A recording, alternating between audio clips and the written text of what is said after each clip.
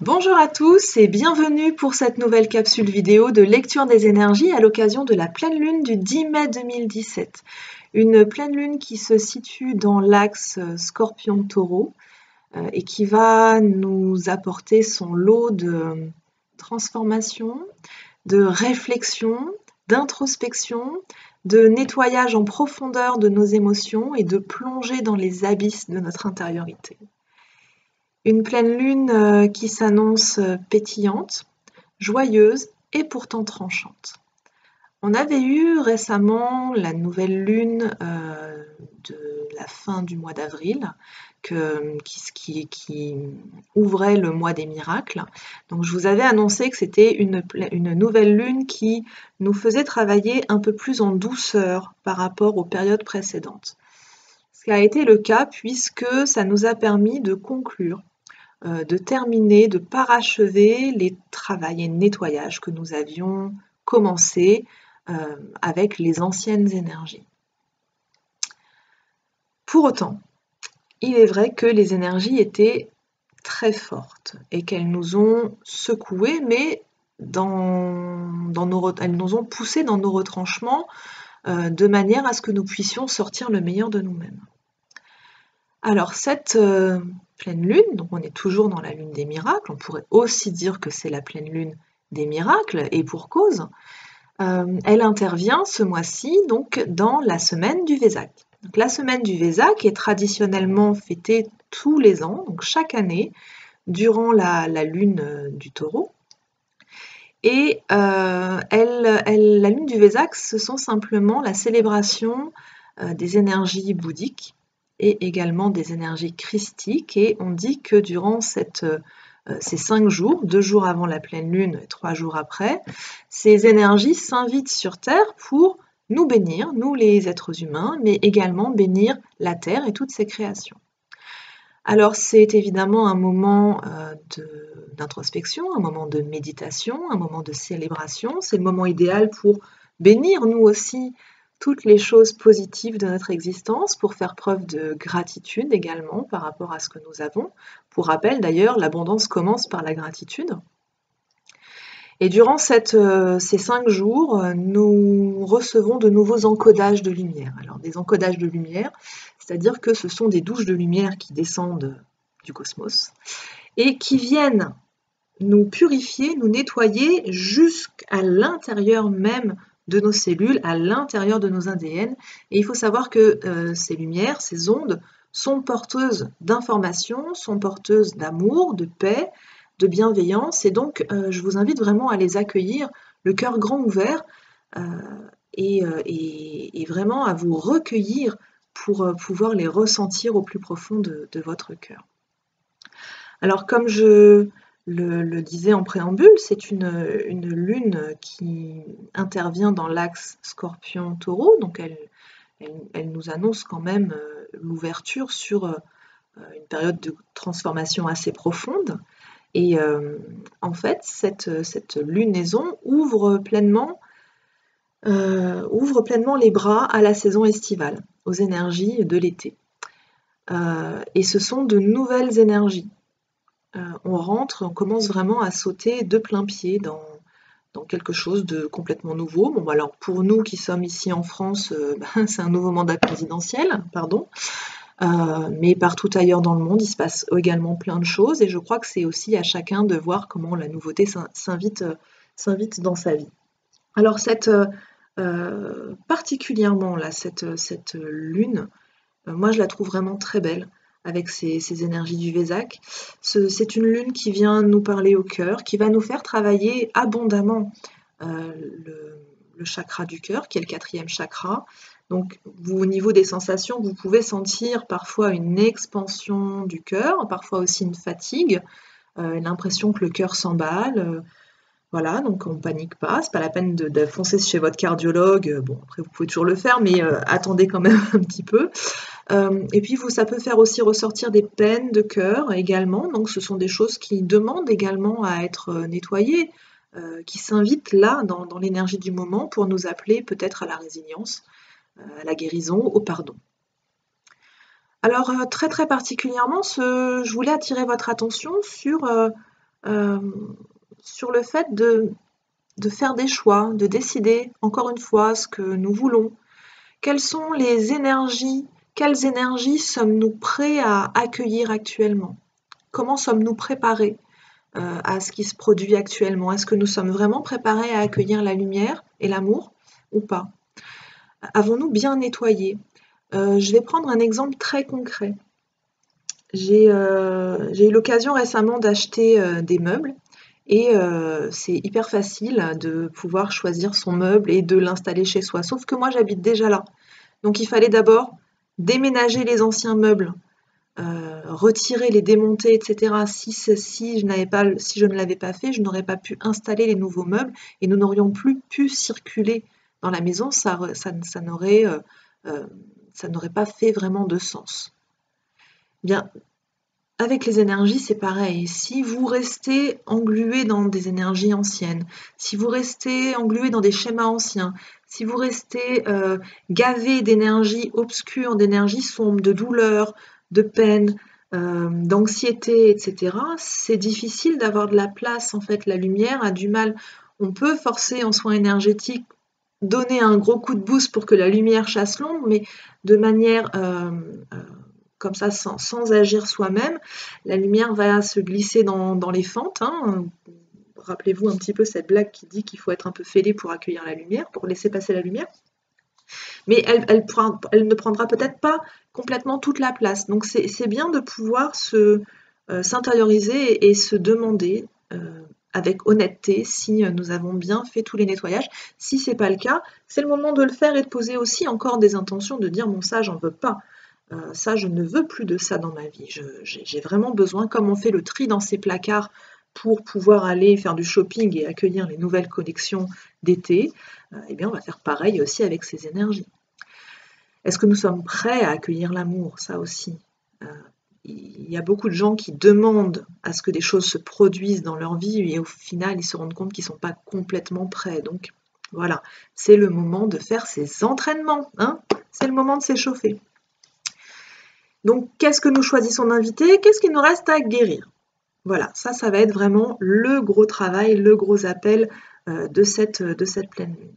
Au niveau des transformations, on le reverra un petit peu plus tard, mais sachez que tout ce qui va se passer dans le domaine du Scorpion va aussi nous inviter dans les énergies du Phénix, donc les énergies de mort, renaissance, et il est vraiment temps de renaître.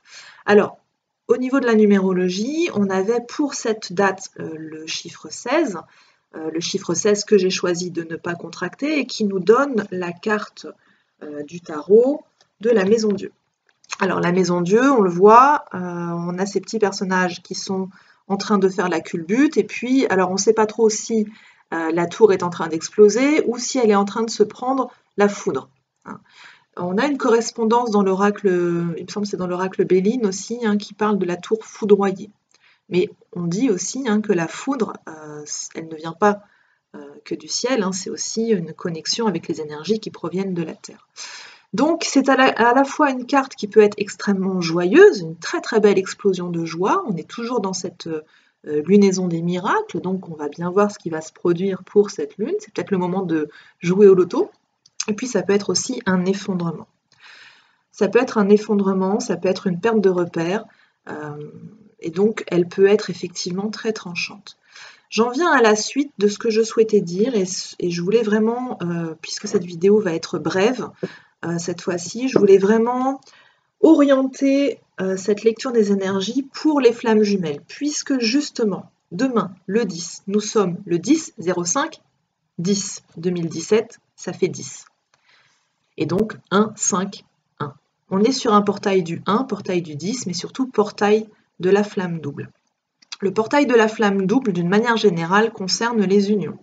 Alors on est bien sur une pleine lune qui va nous parler du cœur, qui va nous parler de potentielles rencontres, qui va nous parler d'amour de soi, d'amour des autres, de bienveillance, de paix, etc., etc. Mais on est surtout sur un portail qui va nous parler des unions, des relations au sein même des couples. Et ça va secouer, toujours avec cette Maison Dieu là. eh bien, oui, il y a des risques quand même de fritage à la maison. Hein, ça risque d'être un peu tendu, ou ça peut aussi être joyeux. On a les deux, et tout ça dépend de ce que vous avez déjà travaillé et transcendé. Généralement, pour les gens qui sont pas encore tout à fait dans tout, enfin, qui n'ont pas terminé de tout guérir, ça peut être effectivement explosif dans le mauvais sens. Mais, encore une fois, dans le mauvais sens, mais pour une construction ultérieure. Alors, au niveau des flammes jumelles, c'est assez particulier ce qui se passe actuellement, puisque avec les énergies de la nouvelle lune précédente, mais surtout avec les précédents passages cosmiques des 4 et 5 mai, bah alors ma plume, tu chantes? Ben voilà, Plume cette fois n'apparaît pas, mais vient chanter sa ritournelle. Voilà. Donc pour les flammes jumelles, avec notamment les passages des 4 et 5 mai, ça a pas mal secoué. Je ne vais pas revenir dessus, j'en avais un petit peu parlé lors de la précédente vidéo. Eh bien, au niveau des flammes jumelles, on a vu que y avait eu une espèce de cristallisation. Alors du côté des chasers, donc le chaser, pour rappel, c'est ce qu'on appelle la flamme éveillée. Donc la flamme éveillée, c'est la flamme, c'est la personne qui s'éveille la première à la relation très très particulière entre ces flammes jumelles. Et c'est donc la polarité yang. On a pu assister à une flambée d'ego. Mais alors quelque chose juste waouh. Une flambée d'ego en réaction aux blessures de trahison, d'injustice, avec énormément de mental, énormément de projection également, beaucoup de rumination et des prises de position assez péremptoires, dérangeantes parfois. Bon, en même temps, on sait que pour le chaser, donc cette fameuse flamme yang, justement, l'ego, ça fait partie de son côté très granitique. Alors, concernant la flamme runner, qui est donc la flamme yin, on parle aussi de flamme spirituelle, là le travail était plutôt inverse, c'est-à-dire qu'on était sur un travail d'apprendre à se positionner, apprendre à porter sa couronne, rayonner, apprendre à s'appuyer sur son axe. Alors encore une fois, c'est une indication générale, tout le monde n'a pas effectué encore ce travail, donc il y a des chasers qui s'en sont très bien sortis et des runners qui ne sont pas encore arrivés au rayonnement. Mais ça, pas de panique, hein, je vous refais l'histoire du train, on ne monte pas tous dans le même train, mais en tout cas, pour une grosse partie des gens qui n'ont pas encore tout transcendé, c'est en tout cas ce qui s'est passé. Alors là, sur le portail de demain, donc du 10, on a une espèce de gros rappel à l'ordre. Attention amis chaser, attention, vous risquez d'en prendre pour votre grade avec des retours de bâton. Essayez le plus possible de descendre dans votre cœur. Faites donc descendre ce mental qui vous pollue, qui pollue le reste de la planète avec vos prises de position un peu hasardeuses. Il va vraiment falloir être vigilant, à être dans l'amour, à être dans l'acceptation. Et puis, pour ceux qui ne seront pas dans ce cœur, dans l'amour, eh bien, l'univers se chargera de vous le faire descendre l'ego. Donc, ça peut être des entrées en nuit noire, ça peut être une période de gros doutes, de tout d'un coup une grosse crise, une grosse chute d'ego, parce que là, les énergies en présence sont là pour remettre un équilibre. Au niveau des runners, donc les runners qui étaient dans cette tentative d'accepter de rayonner enfin, d'accepter de se valoriser, etc., c'est une mise à l'épreuve. C'est une mise à l'épreuve dans le sens où vous allez probablement recevoir des expériences, des épreuves qui vont vous demander de rester positionné sur votre axe.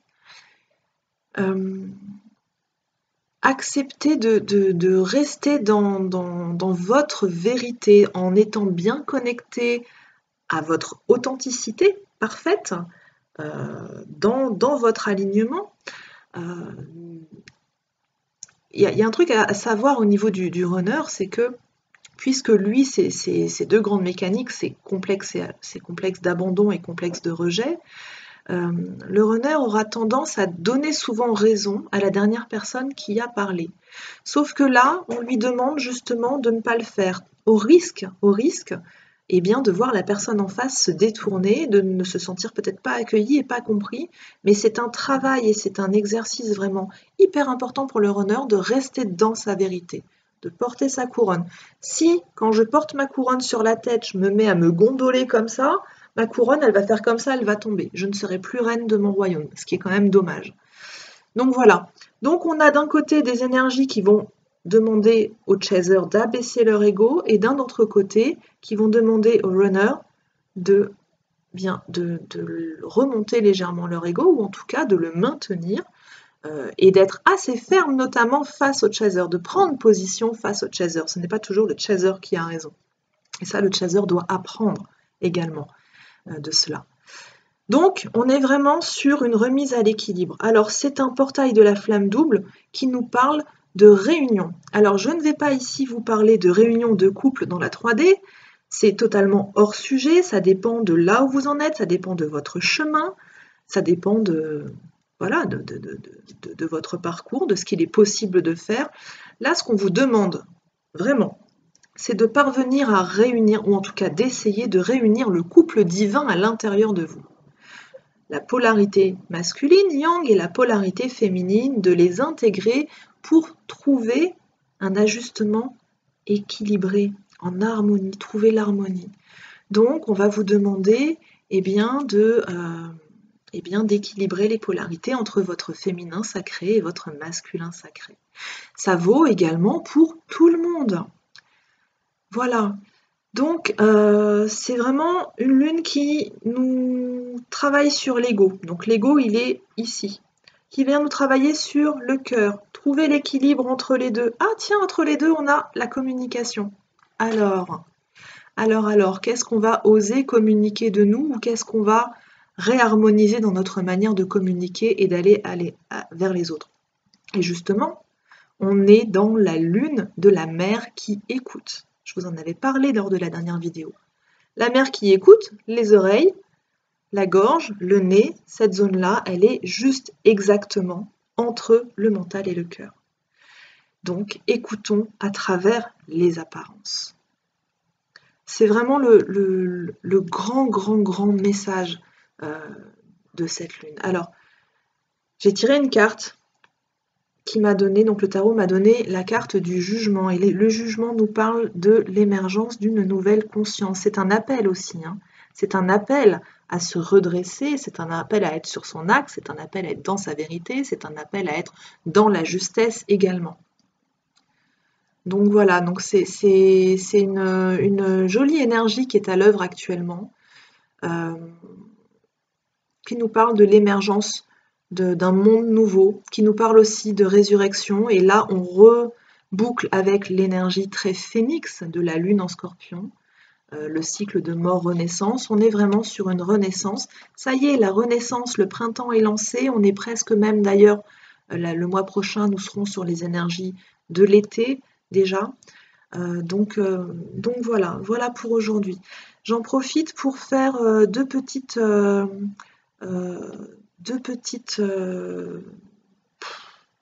je sais pas, pour développer deux petites choses. La première, on m'a posé la question lors de la précédente vidéo de me demander ce que c'était qu'une flamme jumelle. Alors simplement, la flamme jumelle, c'est ce qu'on pourrait appeler un couple divin, c'est-à-dire que vous avez une étincelle lorsqu'elle se détache de la source qui choisit de se séparer en deux âmes, en deux morceaux d'âme qui s'incarnent chacune avec une polarité yin et l'autre avec une polarité yang, et dont la mission est de se retrouver après plusieurs incarnations, hein, puisque c'est un accord qui a été fait à la source après plusieurs incarnations et qui a pour mission de se retrouver pour fusionner de manière à se mettre au service de la source, au service du divin. Je vous la fais brève, mais cela concerne assez peu de monde sur cette planète.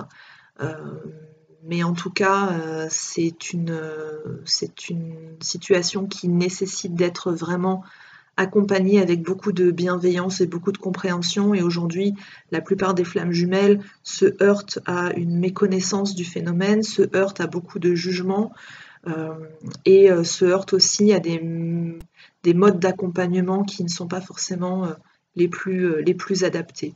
Donc voilà, c'est important, voire indispensable, lorsqu'on se sent flamme jumelle, lorsqu'on sent qu'on a cette énergie, et ça peut se détecter très facilement parce que les taux vibratoires sont généralement très élevés et il y a des mécanismes entre les deux personnes de polarité yin et yang qui existent et qui permettent de déceler ce qu'est une flamme jumelle. C'est important de faire ce travail de guérison intérieure, de faire ce travail de croissance intérieure de manière à atteindre l'unité. Donc c'est primordial, indispensable de connaître sa polarité. Donc ça, on peut en discuter en consultation. Vous pouvez également regarder les vidéos de Fabien Marchand sur sa chaîne L'unité et la clé, Unicité, pardon. Voilà. Je m'attarde pas trop longtemps sur le sujet. Si vous avez des questions sur les flammes jumelles, si vous souhaitez une consultation en énergétique, n'hésitez pas à me le demander. Je suis moi-même flamme jumelle polarité runner et en tant que telle, eh bien, je prodigue les soins qui m'ont été transmis en canalisation, qui sont les soins d'Isis et d'Horus. Voilà. Deuxième point, je sais que vous êtes parfois, enfin certains en tout cas, après à chaque vidéo à me dire que le son est de mauvaise qualité. J'en suis désolée, j'ai déjà changé d'ordinateur, j'ai acheté une carte son externe, un micro. C'est visiblement pas mieux pour vous. Pour l'instant, je ne suis pas en mesure de faire plus. Il faut que je fasse l'acquisition de matériel vidéo professionnel, ce qui sera probablement possible dans quelques mois, mais pour l'instant, ce n'était pas à l'ordre du jour. Voilà. Dans tous les cas, j'espère que vous avez passé un bon moment en ma compagnie. Je vous donne rendez-vous normalement dans 2 semaines pour les prévisions énergétiques pour la nouvelle lune. Je vous souhaite à tous un bon Vésac. N'hésitez pas à vous mettre en méditation eh bien, mercredi soir, tous ensemble. Méditez pour la paix, méditez pour l'amour, et puis laissez-vous aimer, laissez-vous accueillir ces magnifiques énergies. Du fond du cœur, puisque c'est la thématique de cette pleine lune, du fond du cœur, je vous adresse mes meilleurs vœux et je vous embrasse très fort et je vous dis à très bientôt. Namasté.